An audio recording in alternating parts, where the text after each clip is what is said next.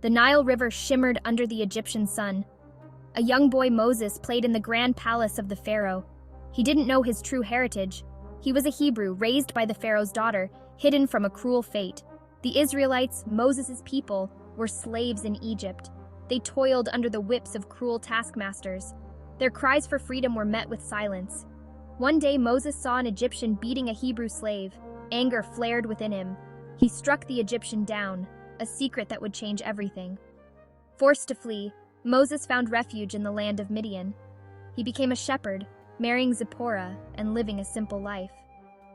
Years passed, but the plight of his people never left his thoughts. Their suffering echoed in his heart, a constant reminder of the injustice they endured. One ordinary day, while tending his flock, Moses saw a sight that defied explanation. A bush blazed with fire, yet it did not burn. Intrigued and afraid, he approached cautiously. A voice boomed from the flames. "Moses! Moses!" It was God speaking to him. Fear turned to awe as God revealed his plan. "I have seen the suffering of my people in Egypt. I have heard their cries. I have come down to deliver them." God chose Moses, a shepherd, a fugitive, to lead the Israelites to freedom. Moses felt inadequate, afraid. He stammered, "Who am I that I should go to Pharaoh and bring the Israelites out of Egypt?" God reassured him, "I will be with you." He gave Moses signs, turning his staff into a serpent, his hand leprous and then healed. Despite his fear, Moses accepted his destiny. He knew he couldn't ignore God's call. The cries of his people resonated with the voice of God. Moses returned to Egypt, his brother Aaron by his side. They stood before Pharaoh, demanding, "Let my people go, that they may worship me in the wilderness." Pharaoh's heart was hardened. He refused, scoffing at their God. He would not release his slaves, and so began the plagues. The Nile, Egypt's lifeblood, turned to blood. Frogs swarmed the land, a plague upon their houses and gods. Gnats infested the air, biting man and beast. Flies blackened the sky, a torment upon the Egyptians. The plagues escalated, each one a testament to God's power and Pharaoh's stubbornness. Livestock died, boils covered the bodies of the Egyptians, and hail rained down, destroying crops. Locusts devoured what little remained, stripping the land bare. Darkness, thick and suffocating, enveloped the land for 3 days. With each plague, Pharaoh hardened his heart, refusing to acknowledge God's power. Finally, the 10th and most devastating plague arrived.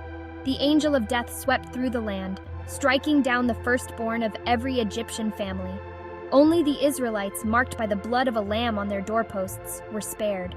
The cries of mourning echoed through the land. Pharaoh, his heart broken by the loss of his own son, finally relented. "Go," he cried to Moses, "leave my land, you and all your people, and pray that your God will bless me also." And so, in the dead of night, the Israelites fled Egypt. They took only what they could carry, their hearts filled with a mix of fear and exhilaration. They left behind generations of slavery, of pain and suffering. Ahead lay the unknown, the wilderness, a journey fraught with danger. But they were free. Led by Moses and guided by a pillar of cloud by day and a pillar of fire by night, they began their exodus. The Israelites journeyed for days, Pharaoh's army in pursuit. They reached the shores of the Red Sea, trapped between the water and the approaching Egyptians. Fear gripped their hearts. They cried out to Moses, "Was it not better for us to serve the Egyptians than to die in the wilderness?" Moses raised his staff. The wind howled, splitting the waters of the sea, creating a path between two towering walls of water. The Israelites walked through the seabed, the ground dry beneath their feet. The Egyptians followed, chariots thundering, but God unleashed his fury. The walls of water collapsed, engulfing Pharaoh's army. The pursuing Egyptians were no more. The Israelites watched in awe, their hearts filled with gratitude and newfound faith. They had witnessed the power of God, their deliverer, their protector. The Red Sea crossing was a turning point. It marked the beginning of a new chapter, a journey of faith and self-discovery. The Israelites were free from physical bondage, but they were about to face a different kind of challenge, finding their identity as a people, free to worship their God. Their journey through the wilderness was arduous. The desert was unforgiving, the sun relentless. Food and water were scarce. The Israelites, accustomed to the routine of slavery, struggled to adapt. They grumbled against Moses, questioning his leadership, longing for the familiarity of their former lives. But amidst the hardships, they experienced God's provision. He provided manna, a sweet bread-like substance each morning. He brought forth water from rocks. He guided their path, teaching them to trust in his provision, his love, his faithfulness. Manna from heaven, sustenance and struggle.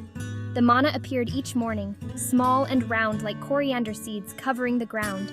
It was a tangible sign of God's care, a daily reminder that he would provide for their needs. The Israelites were instructed to gather only enough for each day, a lesson in trust and dependence. Yet, even with this miraculous provision, they grumbled. They longed for the foods of Egypt, the fish, the cucumbers, the melons. They questioned God's goodness, forgetting the hardships they had endured as slaves. Their grumbling revealed a deeper struggle, a battle between doubt and faith. God, in his mercy, continued to provide, but he also used their time in the wilderness to refine them. He taught them patience, perseverance, and the importance of gratitude. He was shaping them into a people who would not just depend on him, but truly trust him.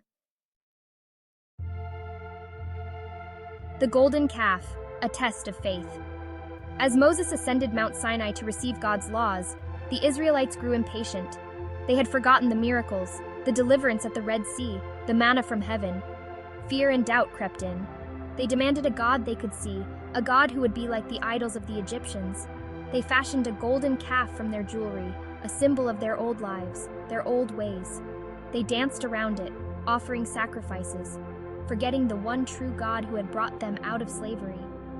Their actions were a betrayal of the covenant, a rejection of God's love and guidance. Moses, descending from the mountain with the tablets of the law, was enraged. He smashed the tablets, shattered by their idolatry. He confronted the people, reminding them of God's faithfulness, their miraculous deliverance.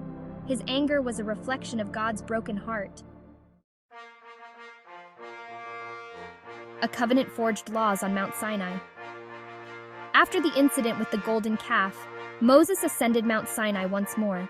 He stayed there for 40 days and nights, communing with God, receiving his laws, the 10 Commandments. These laws, etched in stone, were not meant to restrict the Israelites but to guide them, to shape them into a just and compassionate people. The 10 Commandments covered all aspects of life, from worshiping God alone to honoring parents, from refraining from murder and theft to speaking truthfully and resisting envy. They were a blueprint for a society built on justice, compassion, and righteousness. The covenant forged at Mount Sinai was a two-way promise. God promised to be their God, to protect and guide them. In return, the Israelites promised to obey his laws, to be his treasured possession, a kingdom of priests and a holy nation. Legacy of Freedom, a journey unending. The Exodus story is not just an ancient tale, it's a timeless message of hope, a testament to the power of faith and the enduring human desire for freedom. It reminds us that even in the darkest of times, God is at work, moving in ways we may not always understand. The Israelites' journey from slavery to freedom is a metaphor for our own spiritual journeys. We all face our own Red Seas, our own wilderness experiences. We may struggle with doubt, fear, and temptation, but the Exodus story reminds us that God is always with us. Like the Israelites, we are called to trust in God's promises, to find strength in his presence, and to live lives marked by gratitude, compassion, and justice.